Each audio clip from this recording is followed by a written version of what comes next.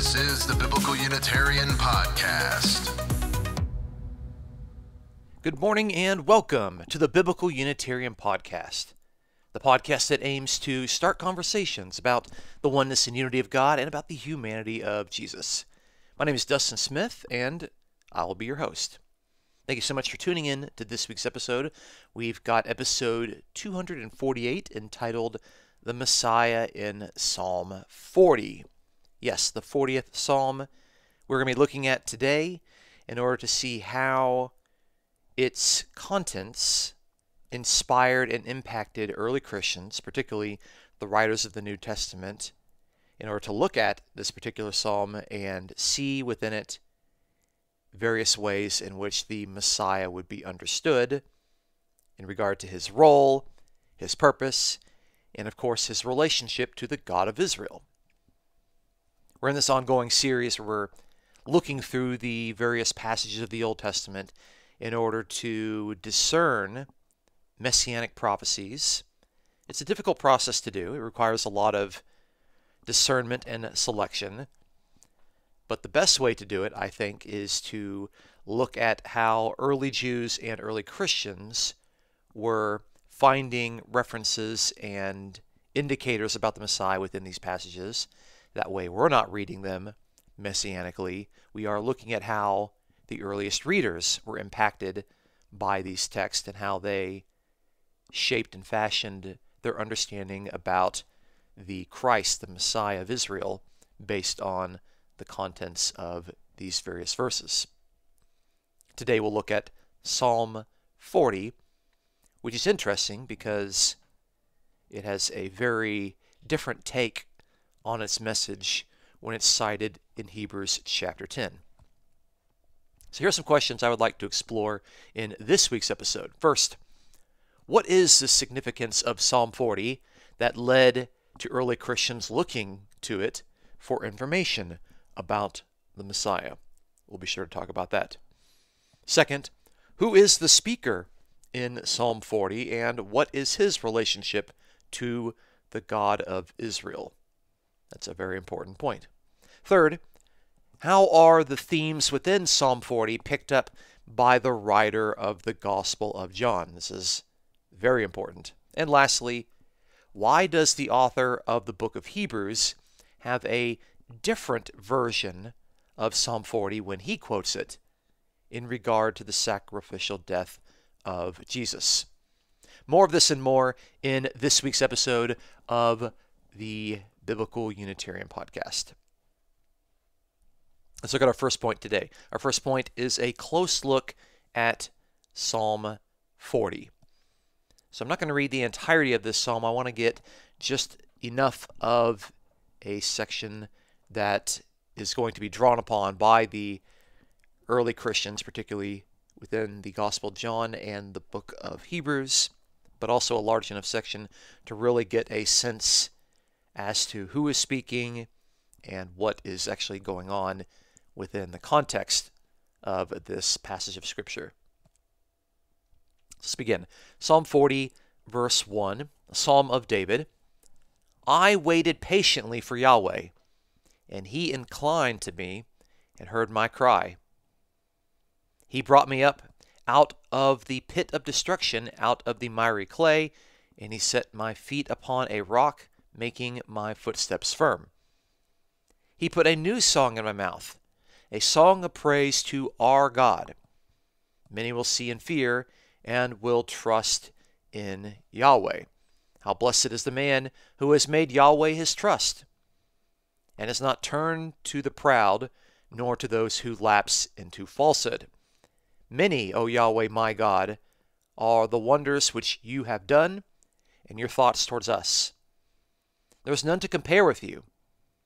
If I would declare and speak of them, they would be too numerous to count. Sacrifice and meal offering you have not desired. My ears you have opened, burnt offerings and sin offering you have not required. Then I said, Behold, I come. In the scroll of the book it is written of me, I delight to do your will, O my God. Your law is within my heart. I have proclaimed glad tidings of righteousness in the great congregation. Behold, I will not restrain my lips. O Yahweh, you know. That is Psalm 40, verses 1 through 9. So what can we say about the context here? We can see that this is a psalm of David. Now, a psalm of David doesn't necessarily mean that David himself wrote it. A psalm of David could be a psalm dedicated to David. It could be a psalm that has been inspired by David's heroic life. It could be a psalm suggesting the sort of things that David might say. But just because a psalm says that it is a psalm of David doesn't necessarily mean that David has actually written it. And that's just based on the Hebrew phrase, Psalm of David. It's literally a psalm to David or for David within the Hebrew. The point is, it is inspired by David in some sort of sense, and the speaker here has a good relationship with Yahweh. In fact, at the beginning, we can see that Yahweh has listened to the voice of the psalmist, who has waited patiently, and God has inclined his ear and listened to the author, and there was a rescue that had taken place. Yahweh had brought up the psalmist out of the pit of destruction, and he had set his feet upon solid ground. And there is a song of praise that's now within the mouth of the psalmist, which is good because psalms are all about praise. And this is a praise to our God. It's also interesting here, the relationship between the psalmist and God is that God is the God of the psalmist. That much is clear, and yet that shouldn't have to be stated. We shouldn't have to point out that Yahweh is the God of anyone who follows Yahweh. But it's going to be very important when we see how this passage is drawn upon in the book of Hebrews, which some people point to and suggest that Hebrews has a very, very high Christology, a divine Christology, as if Jesus Christ is Yahweh himself. But the psalmist here regards God as our God in verse 3. He says that Yahweh is my God in verse 5. And he says in verse 8, "Oh, my God," in reference to Yahweh. So 3 times Yahweh is described as the God of the speaker. There's no indication, there's no hint, there's no suggestion that the speaker is God in any sort of way, fashion, or form. That much is absolutely clear and certain. So back to the song that God has put into the mouth of the psalmist. He is singing this praise to his God, and he is hoping that as a song of praise that is reflecting the rescue and deliverance that he has received, many are going to come to fear and trust in Yahweh. In fact, there is a blessing that is offered, a benediction, to those who make Yahweh his trust. And the contrast there, of course, is not turning towards the arrogant, nor to those who live in falsehood. And then, as the psalmist describes the various great wonders that Yahweh has performed, he indicates that there are just too many to count. But then he talks about sacrifice, and it's this discussion of sacrifice which is going to pertain at least a portion of our discussion.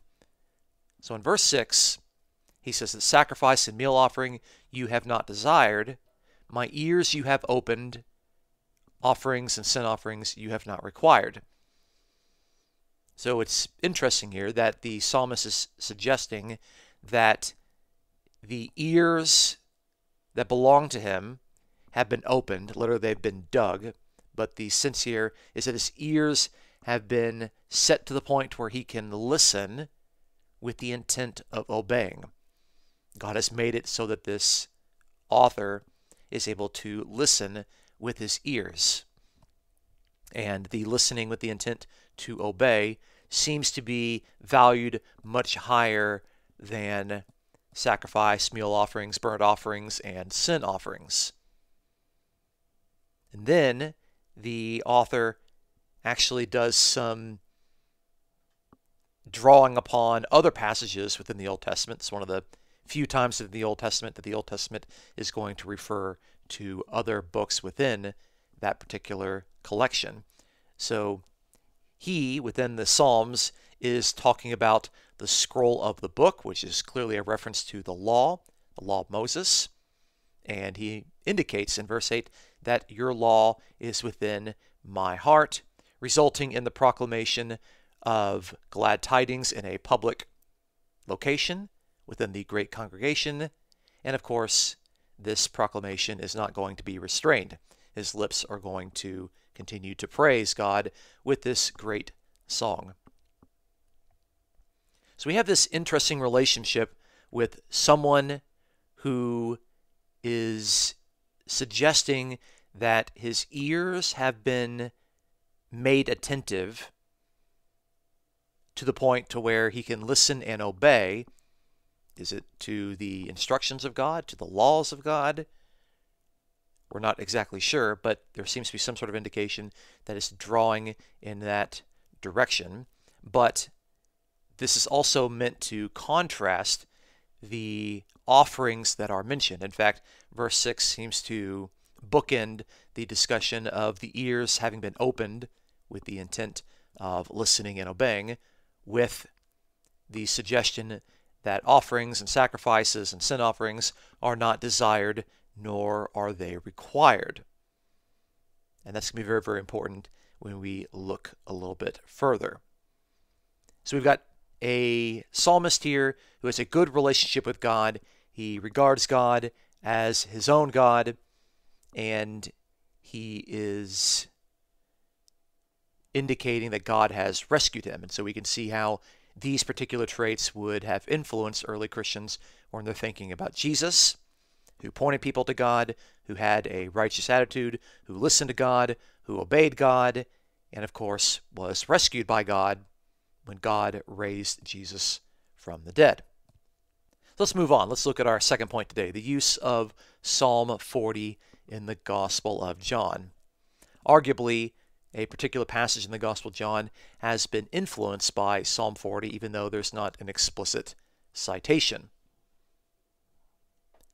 So in John chapter 4, Jesus had been walking with the disciples. He sent the disciples to go pick up some food, and Jesus has a long discussion with the Samaritan woman. After he reveals to the Samaritan woman that he is the Christ, he is the Messiah, the disciples return, and there is a discussion about food, and that's where our passage picks up. So in John chapter 4, starting in verse 32, Jesus said to them, I have food to eat that you do not know about. So the disciples were saying to one another, no one brought him anything to eat, did he?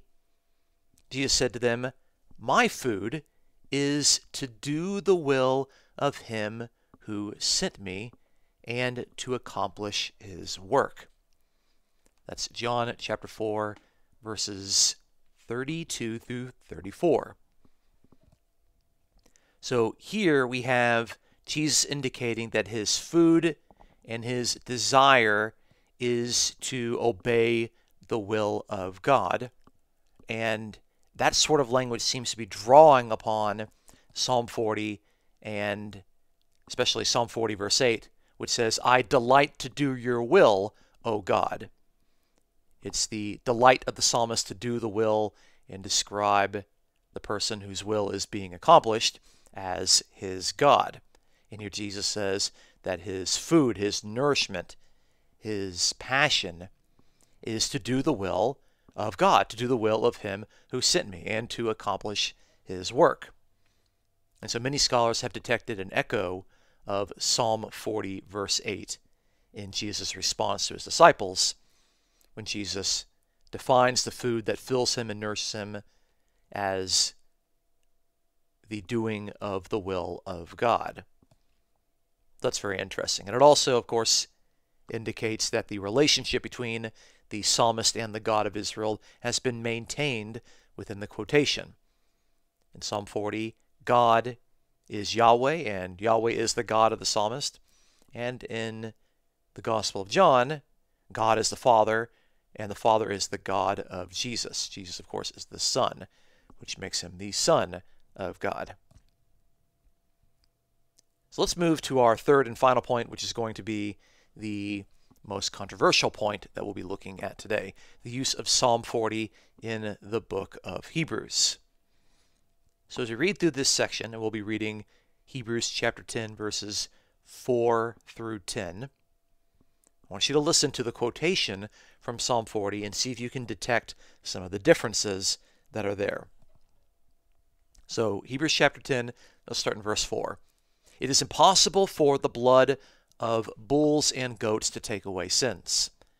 Therefore, when he comes into the world, he says, "Sacrifice and offering you have not desired, but a body you have prepared for me. In whole burnt offerings and sacrifices for sin you have taken no pleasure." Then I said, "Behold, I have come. In the scroll of the book it is written of me, to do the will of you, O God." After saying above, sacrifices and offerings and whole burnt offerings and sacrifices for sin you have not desired, nor have you taken pleasure in them, which are offered according to the law. Then he said, "Behold, I have come to do your will." He takes away the first in order to establish the second. By this will, we have been sanctified through the offering of the body of Jesus Christ once for all. That's Hebrews chapter 10, verses 4 through 10. All right, so in the context of the author of the book of Hebrews, talking about the old covenant and the old sacrificial system, and contrasting that with the death of Jesus and the offering of Jesus, particularly Jesus' body, as the new covenant, as the new sacrificial system, the author draws upon Psalm 40. But he draws upon Psalm 40 and uses it in some ways that have raised a lot of concerns and questions. The wording is different. Some of the words are very different. And how the author came to find and use these words is a very interesting question. So let's look at a couple of things first. First, we do notice that the author of the book of Hebrews regards Jesus as the speaker of Psalm 40. Now, I don't think that he thinks that Jesus was the speaker back in the Old Testament. Jesus wasn't born. In fact, Hebrews chapter 10, verse 5 says that when he comes into the world, which is a typical Jewish euphemism for being born. And Jesus, of course, was not born at the time of Psalm 40's writing. So the author is drawing upon Psalm 40, using it in a different way, and suggesting that in this new application, in its modern application, Jesus is functioning as the speaker. Even though it's quite clear that originally Psalm 40 was not about the life of Jesus. It was about somebody within the Old Testament, within the Hebrew Bible. So here, Jesus is now speaking and saying that sacrifice and offering you have not desired. So Jesus is speaking to God, because God is the one that would have expected sacrifices and offerings. So the distinction between the speaker and God, who is Yahweh, is maintained. And that God, of course, is the God of the speaker. If Psalm 40 is being used in Hebrews chapter 10 and used to suggest that Jesus is the speaker, then Jesus addresses God as, "O God," in Hebrews chapter 10 and verse 7. And of course, Jesus indicates his subordinate desire to obey the will of God. It says that in verse 7. "I have come to do your will, O God." And then that passage gets repeated by the author of Hebrews in verse 9, where he says, "Behold, I have come to do your will." So this is not Jesus functioning as a co-equal person to God. He is not confused as God. He has not been collapsed into the identity of God. Clearly, he is distinct from God, and he is someone who is mortal to the point where he can die. The suggestion here is that Jesus completely dies. It is the death of Jesus Christ, the offering of the body of Jesus Christ once and for all. There's no dissecting it to say, well, part of him died, but the other part can't die because the other part is supposedly divine and immortal. The book of Hebrews is quite clear. Jesus completely and wholly died. So Jesus is immortal.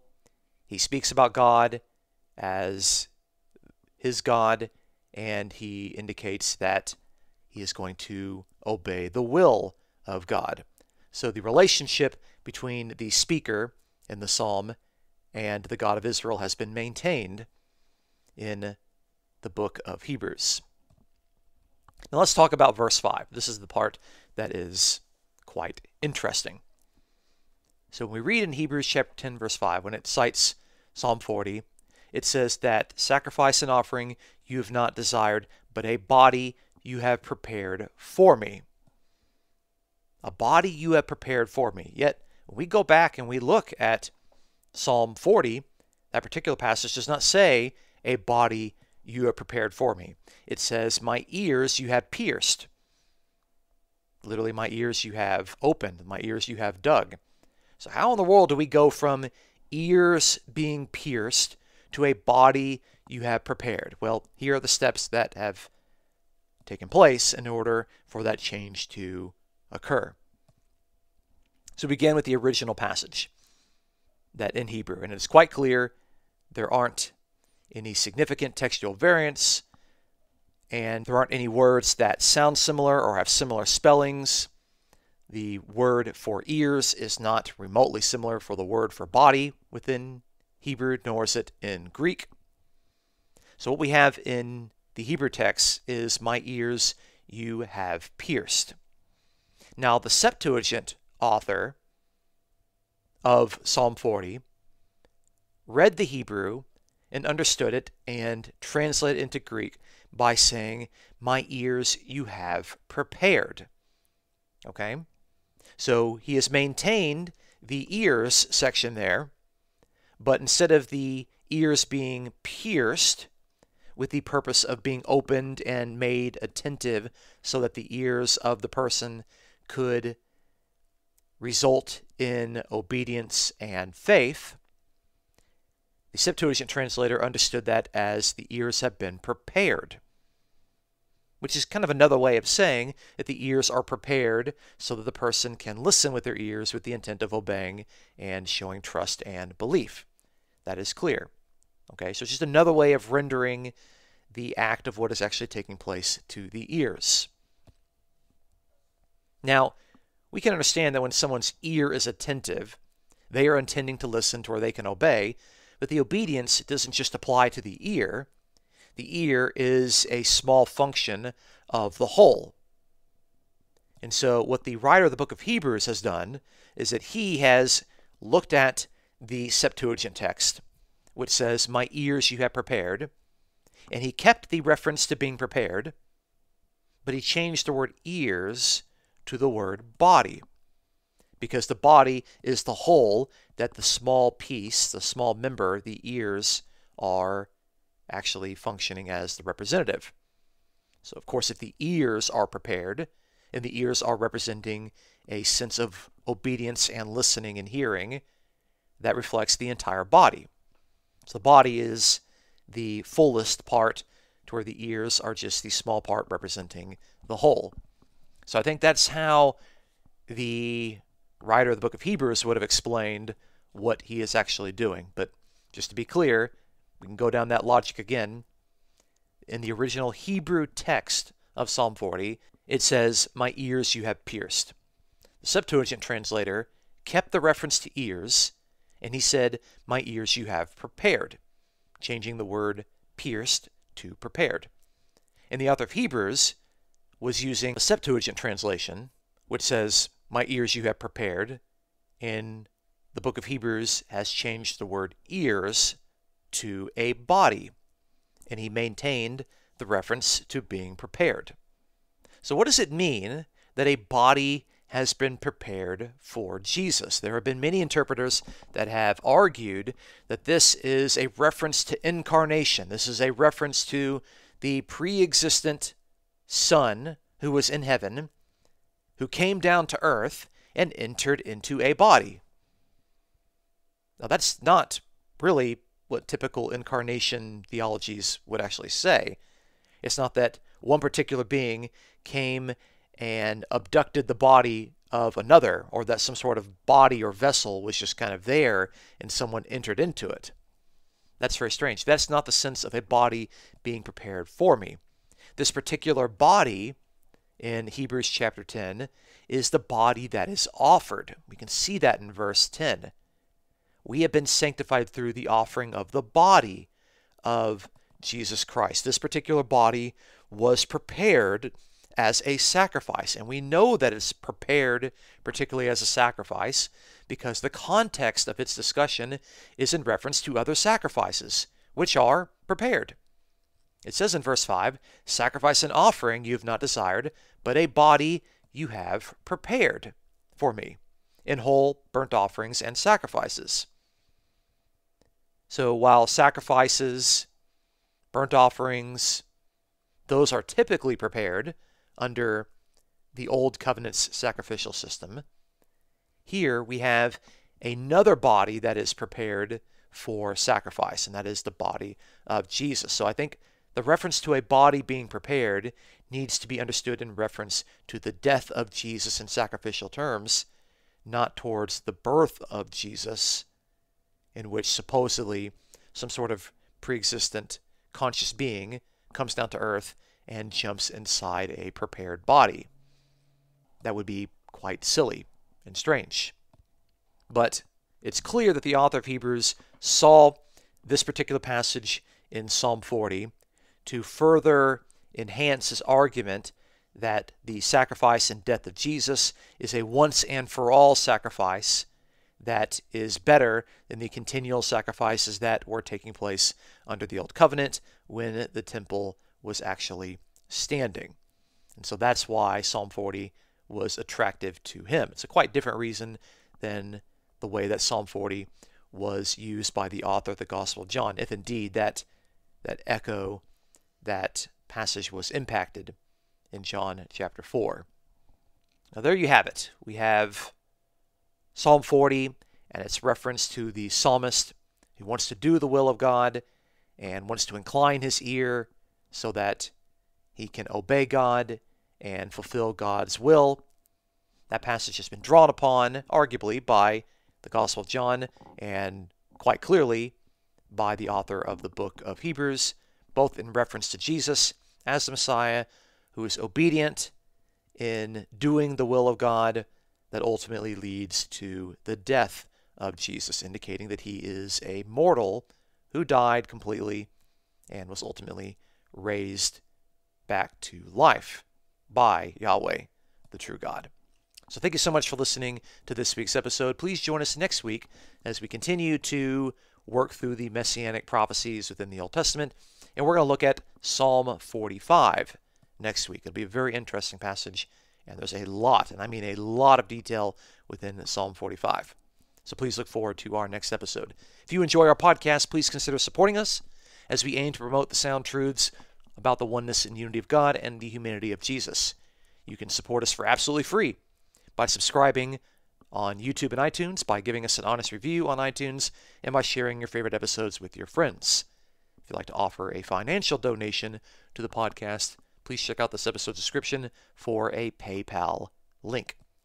The Biblical Unitarian Podcast is produced and edited by Dustin Williams. I am Dustin Smith, your host.